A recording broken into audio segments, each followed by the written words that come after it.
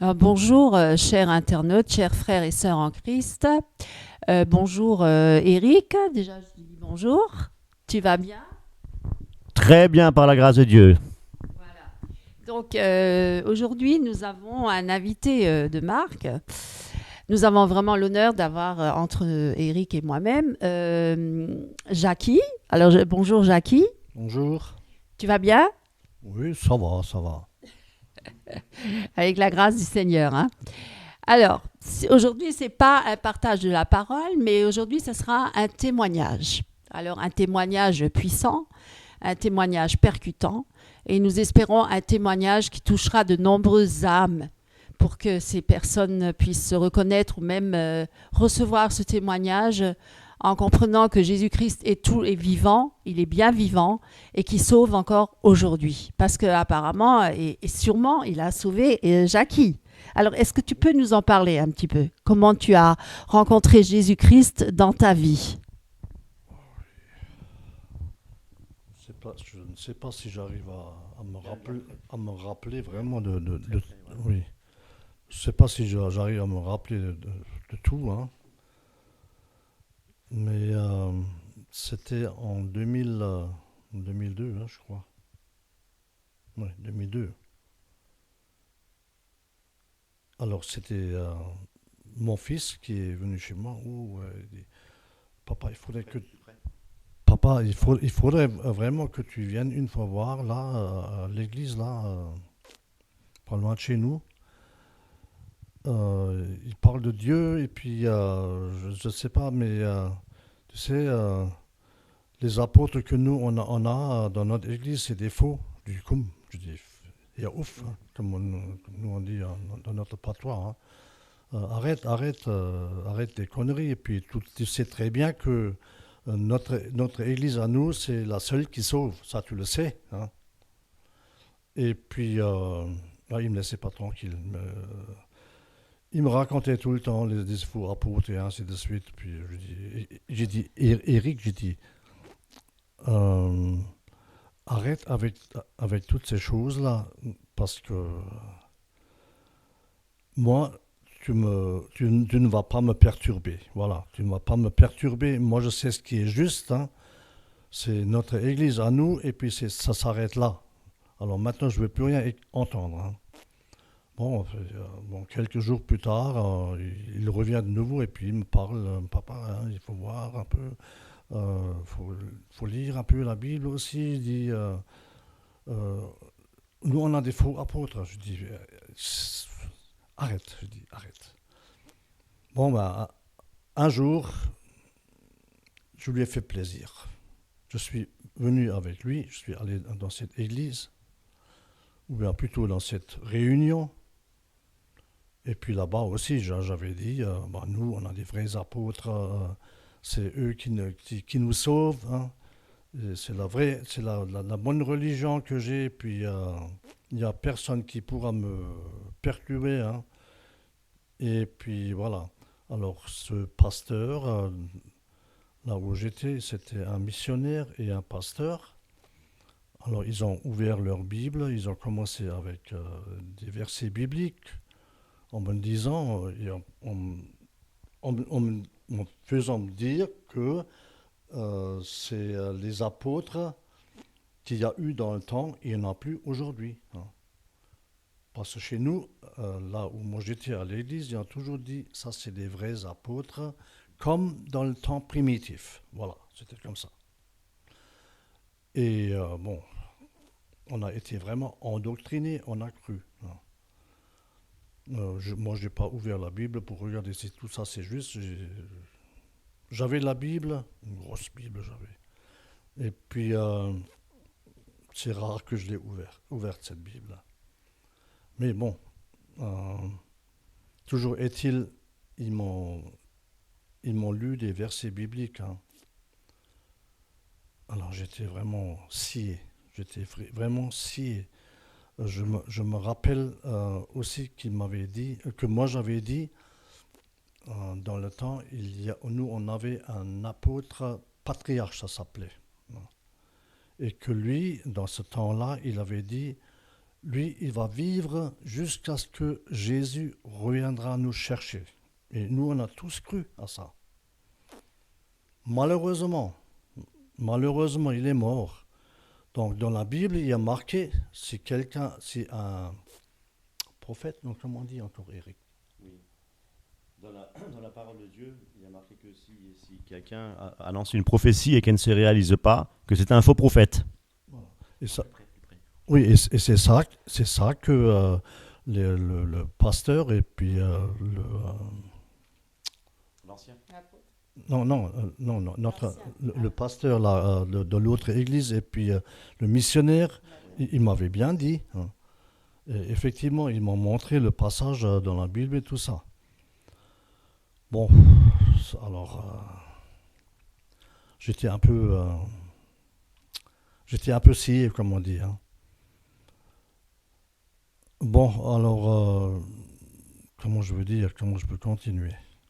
Je vais peut-être t'aider un petit peu. Je voulais juste, peut-être que tu précises dans quelle église, tu parles de ces faux apôtres, c'était dans quelle église? Est-ce que tu peux nous en parler un petit peu? Oui, c'était bon, je veux pas dire des mauvaises choses. Hein, c'est, Tu peux dire la vérité. oui, je peux dire la vérité.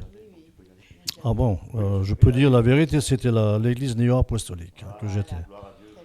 Oui, et puis non, on ne peut pas dire gloire à Dieu. Hein. Non, ça va nous libérer. Malheureusement, j'étais néo-apostolique depuis mon jeune âge, c'est-à-dire je suis né en 44. Hein. Je suis né en 44 et depuis mon jeune âge, j'étais néo-apostolique. J'ai baigné là-dedans, complètement. Et je ne connaissais rien d'autre. Et j'ai toujours cru ce qu'on m'avait dit à l'hôtel. Voilà. À l'hôtel de grâce, comme on dit. Comme eux, ils ont toujours dit. Bon, qu'est-ce que je me suis trompé? Oui. Oui, je voulais juste te demander. Eux, ils t'ont pas du tout amené à lire la Bible, en fait. Tu as jamais ces faux apôtres, enfin ces apôtres à l'Église néo-apostolique, ils t'ont pas appris à lire la Bible, ils t'ont pas enseigné la parole de Dieu. Oui et non. Ils ont dit des fois, il faut ouvrir la Bible, il faut lire un peu la Bible, ça ils ont dit. Mais quand on nous dit qu'il faut croire ce que les apôtres disent, ou bien les frères du ministère, n'importe qui, ce qu'il faut vraiment croire, ce qu'on entend à l'hôtel, alors on n'a plus besoin de commencer à lire la Bible. Hein, voilà. Alors, bon, aujourd'hui, je me rappelle des fois des petits passages bibliques qu'ils ont lus, comment on dit encore? Des versets bibliques pour débuter le culte. Ils ont pris un verset biblique, une ou deux lignes, pas plus. Hein. Et puis ensuite, ils ont parlé de ça, mais quelques minutes, mais après, c'était autre chose après. Hein. La plupart du temps, c'était autre chose. Hein. Alors, conduit par le Saint-Esprit, pas du tout. Hein, il va hop net, comme on dit. Hein. Oui. Aujourd'hui, on en rit, mais c'était comme ça. Hein, bon, bref. Comment je peux continuer? Oui. Alors, je vais t'aider un petit peu. Donc, tu as grandi dans cette église néo-apostolique, tu connaissais rien d'autre, en fait. Et là, pour toi, c'était tes repères pour la vie, quoi. Hein. Ouais. Et puis, finalement, tu t'es habitué et puis tu t'es bien intégré dedans et tu as même eu une fonction quelque part dans cette église, hein, je crois. Dans le ministère, j'étais donc diacre, voilà. Voilà, d'accord. Alors, c'était ta fonction au sein de ouais. l'église. Donc, en étant diacre, voilà, je vais commencer déjà ce que j'ai fait. Hein. Pas plutôt ce que nous, on a tous fait. Hein. Ouais. On a toujours prié pour les morts. Hein. Ah. Toujours prié pour les morts. D'accord. Et je ne savais pas que c'est en horreur à Dieu. Une abomination. Tiens, Eric, tu peux lire Deutéronome 18-10, je crois. Ouais. 18-10.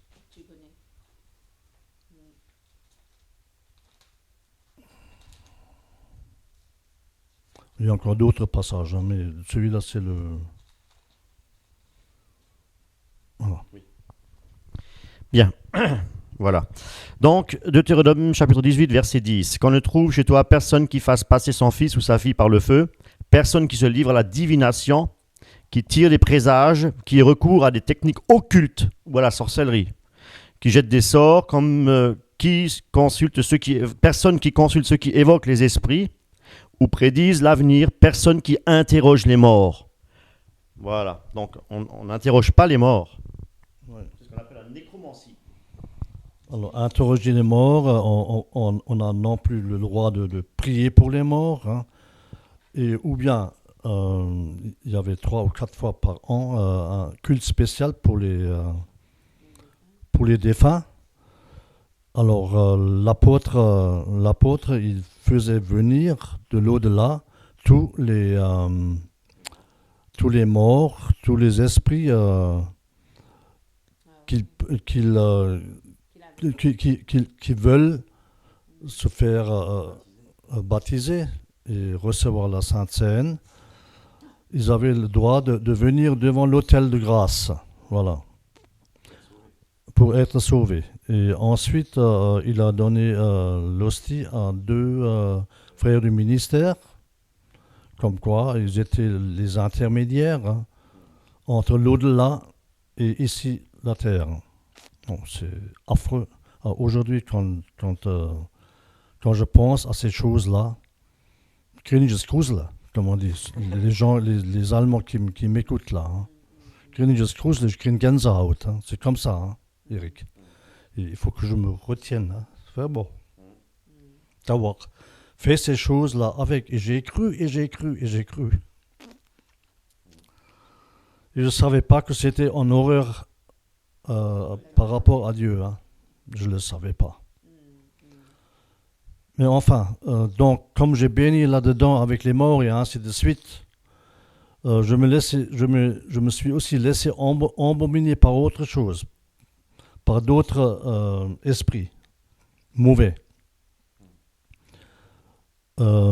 L'ésotérie. Parlons de l'ésotérie. Hein. Ésotérisme. Le pendule. Le pendule. Le reiki. Hein. Tout ça. J'avais un classeur gros comme ça, que sur la radiesthésie. J'ai appris à manipuler ces choses-là, hein, avec des bougies allumées, des machins chouettes, hein, tout ce qu'il fallait faire. Hein. J'ose plus y penser, Eric. J'ose plus y penser parce que, comme on dit en allemand, la coupe m'a pas ça. Hein. C'est comme ça. Hein? Enfin, alors je voulais faire, je voulais gagner un peu de sous, comme ça, un peu à côté. J'ai commencé à faire le Reiki. Oui, Eric, oui, vas-y. Oui. La question que j'aimerais bien te poser, c'est que c'est comme cette pratique occulte. C'était avant c'était à quel moment bien avant ta conversion? Bien avant, donc ça, si tu peut-être précise-le, parce que... Oui. Oui, c'était avant. Hein. Je n'ai pas encore lu la Bible, rien du tout. Je ne connaissais pas. Hein. C'était bien avant, parce que j'ai voulu faire un peu de sous, voilà, un peu... alors, donc, je me suis baigné là-dedans, dans l'ésotérisme, dans le pendule, là.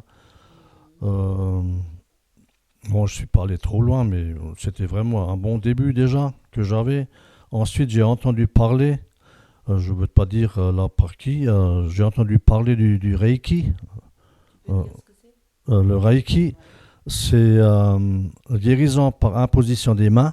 Hein. C'est le premier degré. Et le deuxième degré, c'est guérison par... à distance, voilà. Donc j'ai dépensé quelques sous pour payer le maître Reiki, voilà, qui se trouvait à Pont-à-Mousson. Alors, il m'a fait faire donc certaines choses. Et j'ai donc eu la possibilité de faire le Reiki, de pratiquer, voilà, de pratiquer le Reiki euh, sur des personnes, sur moi-même. J'ai aussi essayé, bah, je vous raconte juste ce qui s'est passé une fois, parce que bon, fallait quand même que je sache si ça marche ou si ça marche pas, hein. Donc, comme je suis un bricoleur, j'ai soudé un peu dans mon atelier et j'ai pris la baguette presque pratiquement rouge dans la main. J'ai pas fait gaffe. Je me suis brûlé la main. Voilà. Je me suis brûlé la main. C'était tout gris. Et ça faisait mal. Ça faisait mal. Alors j'ai pensé, ouah, qu'est-ce que je vais faire? Est-ce que je vais vite? J'avais pas d'eau. En dessous, c'était dans l'atelier, j'avais pas d'eau, rien, hein. Alors j'ai pensé, ah tiens, je veux faire le Reiki. J'ai pris l'autre main, hop, comme ça, et j'ai fait le signe spécial qu'il faut, le truc chinois. C'est comment on dit, c'est un mantra, un truc comme ça, hein. Et puis j'ai laissé la main dessus, j'ai pas touché, j'ai à quelques centimètres de la main. Et tout d'un coup, j'ai remarqué, la brûlure s'est vraiment atténuée. Et d'un coup, je regarde, j'avais plus rien du tout. Voilà. Donc, ça marche, ça marche. J'ai purée, oh, j'ai vraiment le don pour faire du Reiki, hein. Super, j'étais content comme tout, hein. Alors, j'aurais juste une question à te poser par rapport, tu me disais que, voilà, donc, que tu as fait des incantations magiques, en fait, quelque part. C'est ce que le maître Reiki t'a donné d'apprendre. Ça se passe comment? C'est des récitations, des mantras, c'est... Je me rappelle plus très bien. Oui. Il fallait, tous les soirs, il fallait... non, non, non, c'est une langue étrangère. À mon avis, c'est du chinois. Il fallait réciter le chinois et puis faire des signes comme ça. Je ne me rappelle plus, d'ailleurs, même si je me rappellerais, je ne le montrerai pas. Voilà. Je peux juste préciser quelque chose. Ouais. Alors, pour dire que le Reiki, à l'origine, c'est chinois, hein, comme tu dis. En fait, c'est lié avec le taoïsme. Le taoïsme, donc, c'est une religion chinoise. Et c'est une ouverture à des esprits, hein. C'est dans l'ouverture au monde occulte. En fait, tu étais sous la domination d'un esprit. Voilà, tu étais lié avec ça et en fait, c'est des démons derrière, bien sûr, qui ont fait cette forme de guérison. Voilà. Donc, pour préciser que tu es rentré dans un domaine très occulte et diabolique. Voilà. Tu peux peut-être en parler un peu plus? Oui. Oui, bon, ensuite, comme je savais que j'avais vraiment le don là, j'en ai même parlé à ma voisine. Alors, elle a dit, bah, écoute, Jackie, tu pourrais peut-être... faire quelque chose pour mon fils, hein. Il est à Paris et il a un problème de logement, hein. Le Bernard, hein. Le Bernard. Et puis, tu pourrais peut-être faire quelque chose pour qu'il reçoive un logement, hein. Moi, je dis, bon, écoute, je vais essayer, hein. Alors, bon, j'ai donc de nouveau fait mes signes là, les incantations, hein. Bon, elle n'était pas avec, hein. J'étais tout seul à faire tout ça. Et quelques jours plus tard, elle vient me dire, Jackie, c'est bon, il a trouvé un autre logement. C'est super, à Paris, voilà. Donc, alors, j'étais content comme tout, hein. Wow, ça marche, hein. Bon, ensuite, j'ai voulu aller un peu plus loin, hein. J'ai dit, moi je vais ouvrir un petit cabinet ou quelque chose, hein. Je me suis acheté une table de table de massage. Oui, je suis autant dingue. Alors, bon, maintenant il me faut des clients. J'avais personne. Et puis, bon, je voulais pas trop encore faire la pub parce que j'étais tout au début de ce Reiki-là. Un jour, mon frère, il vient chez moi. D'ailleurs, peut-être qu'il verra ce témoignage, hein. Un jour, oui. Et il revenait d'une petite fête. Bon, il avait un petit peu, un verre de trop, peut-être, je sais pas. Et il a dit, oh, Jackie, c'est vrai. Je lui ai parlé du Reiki. Alors il me dit, Jackie, tu sais bien que moi j'ai mal au genou. Si toi tu pourrais me guérir de ça, tu seras vraiment mon homme. Ah, purée, il faudrait vraiment que tu essaies. Je lui dis, bah oui, écoute, hein, tant qu'à faire, on va essayer. Allez, allonge-toi là sur la table. Il s'est allongé là-dessus. Et 5 minutes plus tard, il commençait à dormir. Voilà. Alors, bon. Alors, pour faire ce Reiki, il fallait rester chaque fois 5 minutes sur chaque partie du corps, en commençant par la tête. Bon, je ne sais plus très bien, hein, peut-être que j'oublie quelque chose. La tête. Et il fallait chaque fois rester à quelques centimètres de la tête. Et j'ai regardé sur la montre chaque fois 5 minutes. Hein. Et puis, naturellement, le mantra, puis machin chouette là. Hein. Et bon, mais je n'ai plus fait ce signe-là. Il fallait faire ce signe dans la tête. Hein. Et réciter le mantra dans la tête. Alors, bon, tout ça, je savais par cœur, il n'y avait pas de problème. Donc, j'ai mis ma main, bien, mes mains, je ne sais pas si j'avais une main ou deux, je ne sais plus, sur la tête. Hein. 5 minutes plus tard, je le mets sur la poitrine. Pendant aussi, toujours 5 minutes, je regarde, j'avais la montre là devant moi, je regardais 5 minutes. Ensuite, le ventre. Alors, attention, je suis arrivé sur le ventre. La première minute, ça passait. Et ensuite, j'ai commencé à avoir tout chaud dans la main. La chaleur est montée dans mon bras, jusque dans ma poitrine, jusque là-haut. Hein. Et c'est pas des conneries, c'est celui qui fait du Reiki qui le sait. Hein. J'avais une telle chaleur. Alors, je peux même pas m'imaginer. Hein. J'arrivais presque plus, j'arrivais à 3 minutes, à 4 minutes. C'est comme un feu. Comme un feu, oui, à peu près. Oui, oui, ça brûlait vraiment. Hein. Oui, oui. Je dis, qu'est-ce que c'est que ça? Qu'est-ce que c'est que ça? J'ai pensé, c'est pas normal ça. Alors je regarde sur la montre, encore 1 minute. Alors j'ai tenu, et tout à coup, ces 5 minutes sont passées. Et puis bon, je suis passé à une autre partie. Je sais pas si c'était, est-ce que c'était le sexe ou je sais plus. Oui, c'est les chakras en fait. Oui, alors 5 minutes plus tard, ensuite les genoux, hein, tous les 2 genoux, j'ai pris. Et à la fin, les pieds. Voilà. Et quand j'avais terminé, donc, mon frère il dormait, il a rien remarqué. Je l'ai réveillé. Tout d'un coup, il se lève et dit, mais Jackie. Je lui dis, qu'est-ce qu'il y a? Mais tout à l'heure, j'avais quand même un petit coup dans le nez. Je dis, bah oui. J'ai plus rien du tout. Jackie, j'ai plus rien du tout. Et il se lève, marche normalement, il n'allait pas à droite, à gauche, rien du tout. Non, genou, il avait encore mal. Hein. Ça n'a pas guéri. Et puis, après, j'ai pensé, pour cette chaleur-là, d'où ça vient? Alors, j'ai pensé, moi, j'ai tout pris, toute cet alcool, tout l'alcool, j'ai pris ça sur moi. Hein. Et bon, après, on se rend peut-être malade, moi, je ne sais pas. Hein. Et bon, je ne peux rien dire d'autre. Hein. Mais on voit bien qu'il y a des choses qui fonctionnent, qui marchent avec le Reiki.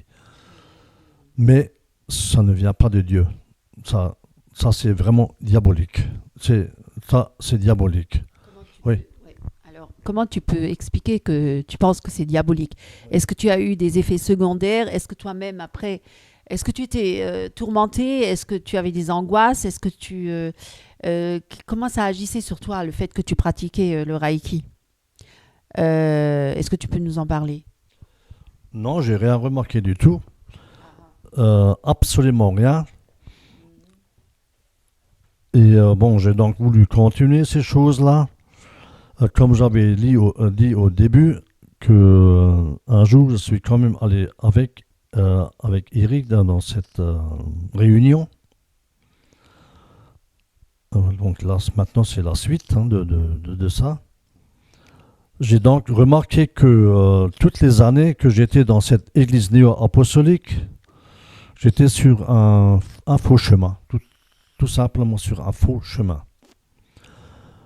J'ai donc arrêté à aller dans cette église néo-apostolique et j'ai rejoint cette église, je ne sais pas si on peut dire le nom, non. Oui, c'était une église chrétienne, voilà, évangélique. Et je suis resté. Je me sentais vraiment bien. Et je sais que ça, maintenant, je suis sur la bonne voie. Ensuite, j'ai demandé pardon à Dieu.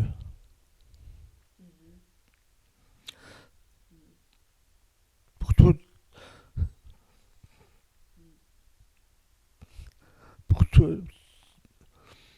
tout le mal que je lui ai fait, voilà. Et que je me suis fait moi-même aussi, hein, en croyant que j'étais sur la bonne voie, et j'étais complètement à travers. Je peux dire aujourd'hui, j'ai été manipulé, Eric. J'ai été manipulé. Et je le dis bien à tous les néo-apostoliques. Prenez la Bible et lisez. Voilà. C'est ça qu'il faut. Bon, je vais me reprendre un peu là. Voilà. Oui. Je vais poser une question.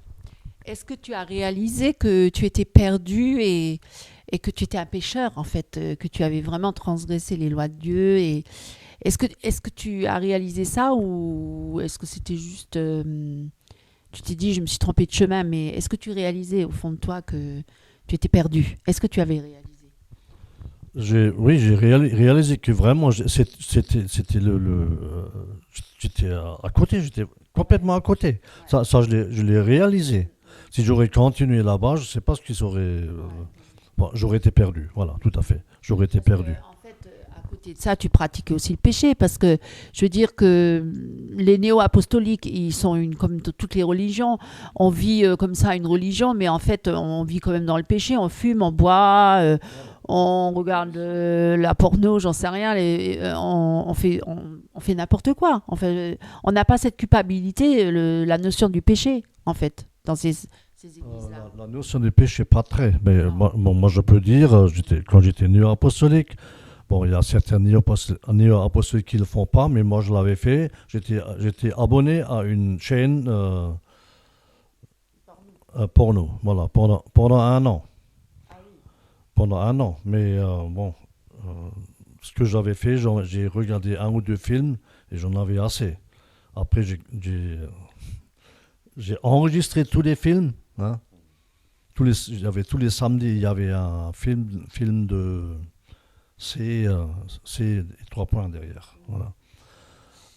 Et j'ai enregistré pour regarder plus tard. Mais ça ne m'a pas intéressé. J'avais, je sais pas, une trentaine de cassettes avec des films dessus. J'ai tout détruit.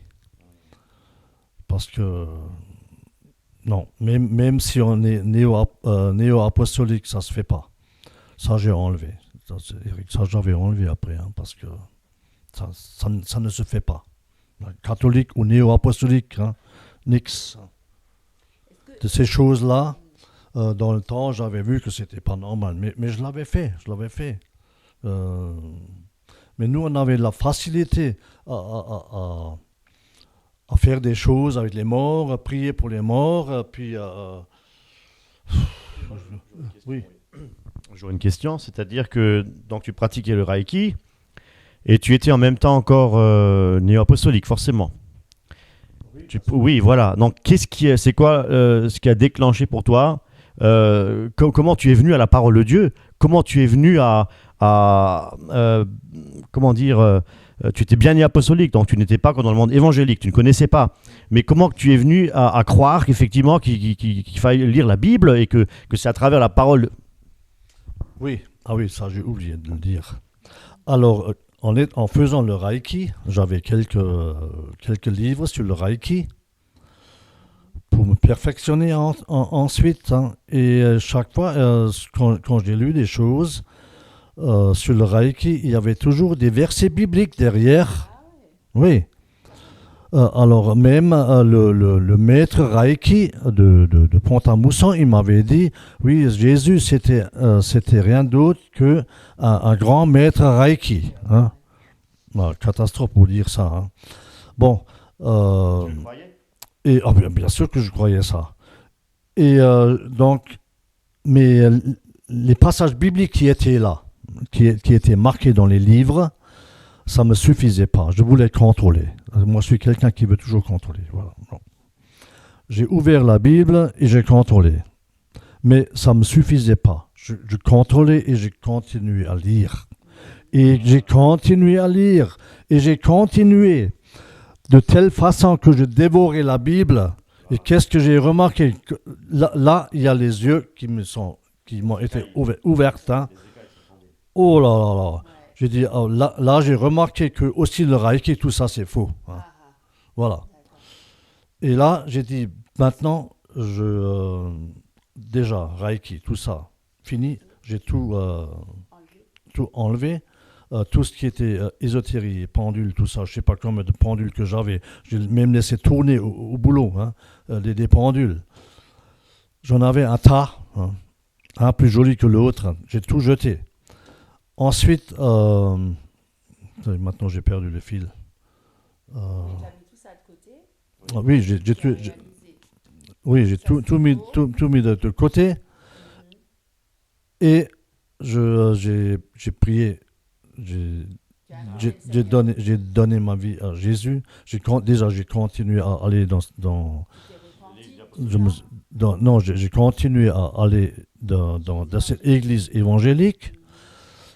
Et j'ai donné ma vie. Je suis passé par le baptême, hein, tous les baptêmes. Et un soir, plutôt, une nuit, je ressens quelque chose dans ma tête. Alors, attention, je connaissais pas encore la Bible. Complètement comme ça. Hein. C'était une des premières réunions que tu avais assistées. Voilà, une des premières réunions que j'avais assistées. Puis je connais, tout simple, je ne savais pas tous les prophètes, Daniel, tout ça, Jean, Luc, ainsi de suite. Je ne connaissais pas l'ordre, Ancien Testament, Nouveau Testament. Je ne connaissais pas trop. Hein. Alors, je n'ai pas demandé à Dieu de me dire si je suis maintenant sur la bonne voie.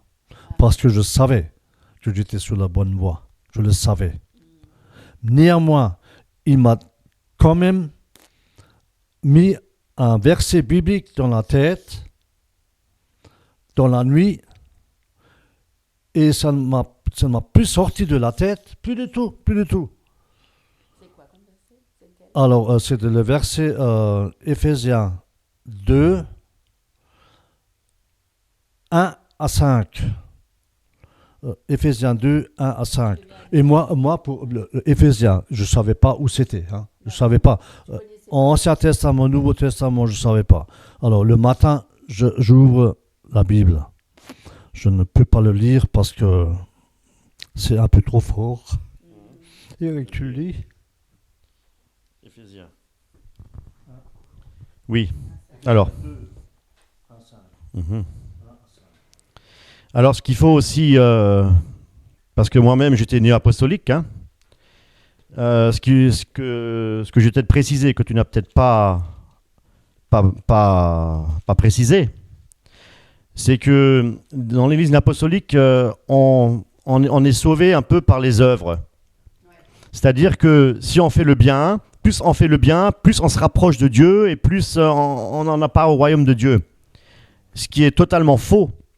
Et c'est pour cette raison-là que Dieu a permis, donc là c'était une révélation qu'il a reçue directe de Dieu, qui lui a permis de lui montrer effectivement, voilà, Dieu s'est révélé tout simplement, pour lui montrer que le salut n'est pas obtenu par les œuvres.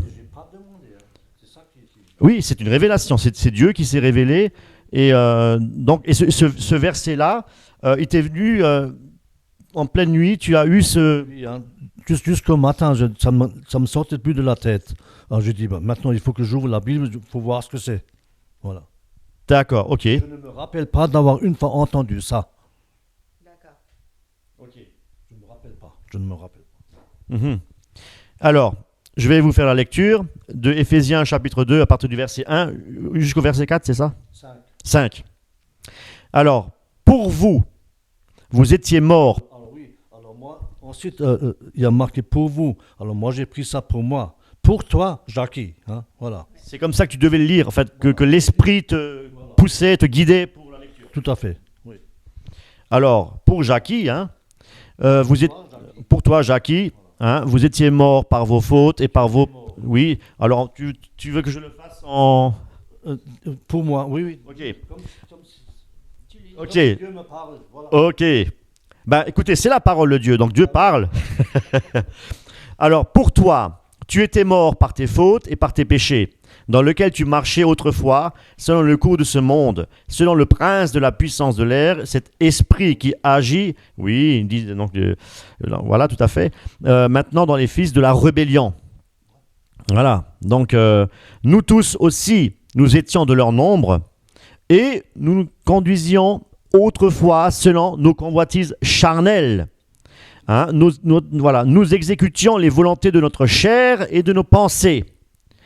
Et nous étions par nature des enfants de colère comme les autres. Donc aucune soumission à Dieu. Voilà. Donc, mais Dieu est riche en miséricorde et à cause du grand amour dont il nous a aimés, nous qui étions morts par nos fautes, il nous a rendus, voilà, Jackie qui était mort par tes fautes, voilà, il t'a rendu à la vie avec le Christ. Et c'est par grâce que tu es sauvé. Par grâce.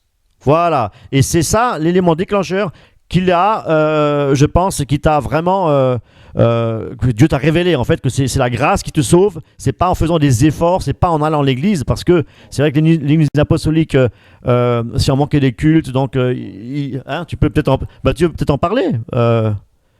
Non. Moi, ce que je voudrais Oui. maintenant poser la question, effectivement, on est sauvé par grâce et c'était vraiment une très bonne nouvelle pour toi.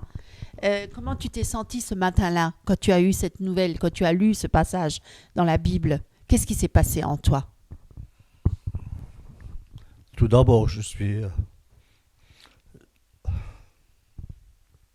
fondu aux larmes. Moi qui est aussi petit, je sais pas. Dieu, il m'a sauvé, voilà. Ouais. Il m'a sauvé. Il m'a sorti d'un milieu où il fallait pas que je reste, c'est tout. Hein? T'as arraché de l'enfer. Oui. Bon, ça ne veut pas dire que maintenant je ne fais plus de que je fais plus de péché.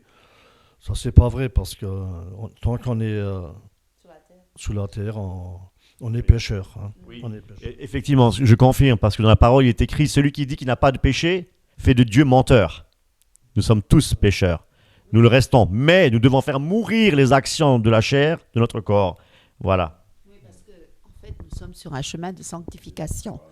Donc, quand Jésus a dit à la prostituée qui était venue à ses pieds, qui a pleuré, il a dit, ma fille, tu as beaucoup péché, mais va et ne pêche plus. Donc, quand même, il y a des choses auxquelles il faut renoncer.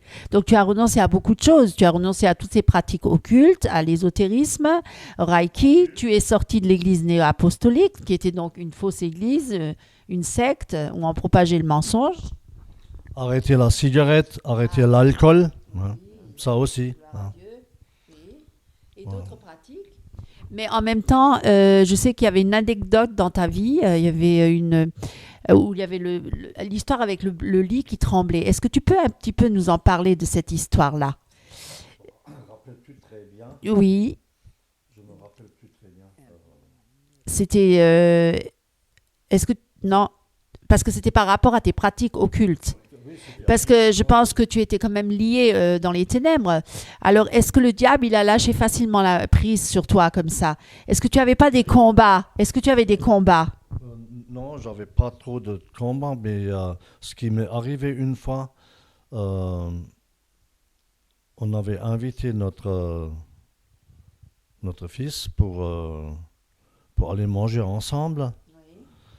Et donc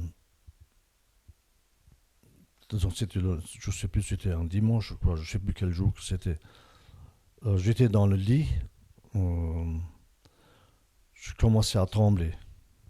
Alors, j'ai dit à ma femme, écoute, je ne sais pas si on peut partir comme ça. Moi, je commence à trembler. En plus, je n'avais pas froid. Je n'avais pas froid du tout, mais j'ai tremblé quand même. Et c'était là, au moment où j'avais demandé pardon à Dieu, tout ce qui s'est passé. Tremblez bien fort. Tremblez fort. Tremblez bien. Oui. Pardon. D'accord. Et donc, ça allait quand même. Juste avant midi, j'ai arrêté de trembler, puis on est parti. Et l'après-midi, donc on était ensemble à aller manger, et puis l'après-midi, mon fils est de nouveau venu avec moi, et j'ai dû de nouveau me coucher. Et là, j'ai de nouveau commencé à trembler, mais j'avais pas froid. Trembler, et en même temps, le lit, il a aussi commencé à bouger, tout ça. Et mon fils était avec. Hein. Mon fils, il avait vu ça, il était avec. D'accord. Et depuis ce temps-là, alors, je suis vraiment tranquille. Je suis délivré. Tu n'as plus jamais après tremblé, c'était Non, plus rien. plus jamais. Il fallait passer par là, c'est tout. Hein. D'accord. Voilà. Ça veut dire qu'au moment où tu as demandé pardon au Seigneur, à Jésus, alors c'était quelque temps. Mais je me rappelle plus très bien. D'accord, au moment où tu as eu ce passage de la Bible, le Éphésiens, ensuite tu as eu ces tremblements plus tard.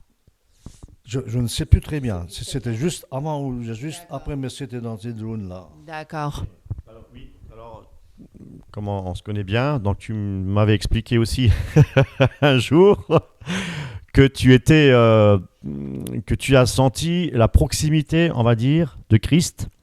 Et tu sentais presque palpable. Tu te promenais en forêt. Tu peux peut-être... c'était tout au début de ta conversion.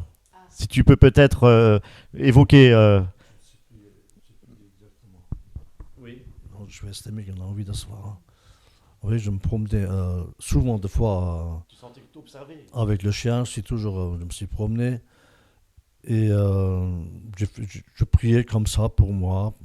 Puis un jour, je me promène de nouveau. Et j'ai vraiment senti une présence. Réel. Une présence. Je Gänsehaut kriege, hein. Oui, chair de poule. Hein. Et j'ai senti une présence quelque part. J'ai jamais eu ça dans ma vie. Hein. Et là, j'ai vraiment senti que Dieu était avec moi. Voilà. Ouais. Tu étais dans la joie. Tu étais dans la joie. Oui. Oui. Pour toi, c'était vraiment la conviction que tu es sauvé. Maintenant que je pense à ces moments-là. Hein. Tu veux le revivre? Oui, je voudrais. Gloire à Dieu, je lis dans les pensées. Oui, donc il veut revivre cette situation-là, il veut revivre ce passé, on va dire, enfin ce passé, cette nouvelle naissance, ce merveilleux cadeau que le Seigneur a donné lors de la conversion. Mais mes amis, je veux juste vous dire que c'est possible de le vivre tous les jours. C'est possible. Tout dépend de notre engagement vis-à-vis de Dieu. Oui, il y avait eu, donc, justement à ce moment-là, on n'aurait même plus voulu rester sur la terre, on aurait voulu partir tout de suite chez Dieu, c'est Jésus. Et oui, oui. Oui, exactement. Parce qu'en fait, maintenant, ton royaume, c'est le royaume céleste. Et ta patrie, maintenant, c'est plus la terre, hein, c'est le royaume de Dieu. C'est la patrie céleste. Des fois, la nuit, hein, souvent de fois, surtout ces derniers temps-là, je pense souvent, avant de m'endormir, je fais ma prière comme tous les soirs. Et je pense comme ça, comment ça va être là-haut. Parce que j'ai quand même déjà un certain âge, je vais avoir bientôt 76. Et je pense souvent de fois, comment ça va être là-haut, comment ça va être joli là-haut. On n'aura plus mal, plus rien. Plus de douleur. Il faut que j'arrête maintenant. Ouais, plus de douleur. Effectivement, la nouvelle Jérusalem, il n'y aura plus ni de pleurs, ni de larmes, ni de souffrance, ni de douleur. Il n'y aura plus de péché, il n'y aura plus rien. De joie. On sera dans la joie continuelle parce qu'on sera dans la présence de notre Seigneur. C'est lui qui nous éclairera. Il n'y aura plus besoin du soleil parce que c'est Dieu lui-même qui sera notre soleil, notre lumière qui nous éclaire. Et on sera éternellement dans la présence de Dieu, dans une béatitude, une plénitude parfaite. Tout à fait. Tout à fait. Pour résumer, en fait, mes amis, nous sommes des voyageurs et des pèlerins sur cette terre. Notre patrie est céleste, mes amis. Terrestre, non, pas terrestre, mais céleste. Nous sommes de passage ici-bas sur cette terre, mes amis. Si Dieu a permis que nous soyons sur cette terre, c'est tout simplement pour connaître Dieu, pour connaître Jésus, celui qui a donné sa vie pour nous, mes amis. Voilà pourquoi nous sommes sur cette terre. Parce que le Seigneur a donné sa vie pour nous, nous sommes ici tout simplement pour propager l'évangile. Voilà la mission de tout un chacun. Chaque chrétien a le devoir de prêcher l'évangile. Ça peut se faire de différentes manières, au travail, surtout par le comportement. Et à partir de là, effectivement, le Seigneur, à partir du moment où nous abandonnons notre vie à Dieu, où le Seigneur lui-même travaille notre cœur, à ce moment-là, nous pouvons témoigner de lui, parler de lui, et le Seigneur sera glorifié. Voilà. Et ce que je voulais rajouter, c'est que finalement, tu es passé des ténèbres à la lumière. Oui. Tu es passé de la mort à la vie. Donc, tu es né de nouveau. La nouvelle naissance. La nouvelle naissance, oui. Tu es enfant de Dieu. Tu es enfant de lumière. Tu le confirmes. Je suis un enfant de Dieu. Ich bin ein Gotteskind. Les Néo-Apostoliques, ils ont toujours dit Gotteskind. Jetzt bin ich aber richtiger Gotteskind. Je suis un vrai enfant de Dieu. Voilà. Merci Seigneur, merci Jackie pour ce merveilleux témoignage qui était assez éprouvant par moments, mais c'est formidable parce que le Seigneur a triomphé de Satan et il t'a délivré de l'emprise du malin, du péché, de la mort et du mensonge aussi de cette église-là qui te tenait captif. Et aujourd'hui, tu marches avec Dieu. Et j'ai appris à aimer de plus en plus ma femme. Alléluia. Gloire à Dieu, merci Seigneur. C'est vrai qu'avec Jésus, nous avons cet amour dans nos cœurs parce que Jésus est amour et c'est lui qui nous donne le vrai amour pour aimer notre prochain. Parce que c'est vrai que sans Jésus, on ne peut pas aimer. Hein. Alors, merci parce que c'est vrai que c'est merveilleux. Dieu restaure les couples, Dieu restaure les cœurs, Dieu restaure les vies, hein, les cœurs brisés. Oui, ce que je voulais encore ajouter, c'est que vous voyez, mes amis, à travers un témoignage aussi puissant, aussi alarmant, merveilleux, on se rend compte en fait que la religion ne sauve pas. Vous voyez, dans la religion, nous sommes voilés. Il y a un voile devant nos yeux. Nous sommes aveugles, mes amis. Et là où je suis évangélique, ne sauve pas non plus. Hein. C'est Dieu qui sauve. Hein. Alléluia. Oui. Gloire à Dieu. C'est notre Sauveur qui sommes. Ne mettons pas notre confiance en l'homme, nous dit la parole de Dieu. Mettons-nous notre confiance en Dieu. Galates 1.10. Tu veux juste lire Galates 1.10, s'il te plaît? Galates 1.10. Alors, Galates 1.10. Alors, Galates, déjà que je trouve. Galates 1.10. 2 Corinthiens, oui. Alors, Galates 1.10. Et maintenant, est-ce la faveur des hommes que je désire ou celle de Dieu? Ça, c'est ton verset à toi, Eric. Est-ce que je cherche à plaire aux hommes? Si je plaisais encore aux hommes, je ne serais pas serviteur de Christ. Amen. Alors vraiment, c'est merveilleux et vraiment, on remercie le Seigneur de tout notre cœur que tu aies pu témoigner, Jackie, aujourd'hui, pour que tu sois aussi libéré de beaucoup de choses par rapport à ton passé. Et en même temps, ça pourra peut-être libérer d'autres personnes et nous espérons que ce témoignage sera vraiment percutant pour que d'autres âmes soient sauvées. Est-ce que tu as encore quelque chose à rajouter? Un dernier mot? Quelque chose, peut-être? Est-ce que tu as peut-être... Non. Eh bien, écoute, franchement, que Dieu te bénisse. Eric aussi, que Dieu te bénisse. Et vraiment, merci beaucoup pour votre écoute, chers internautes, chers frères et sœurs en Christ. Et nous disons au revoir Eric, au revoir Jackie. Au revoir. Et merci beaucoup pour ta présence aujourd'hui. Merci Seigneur. Amen.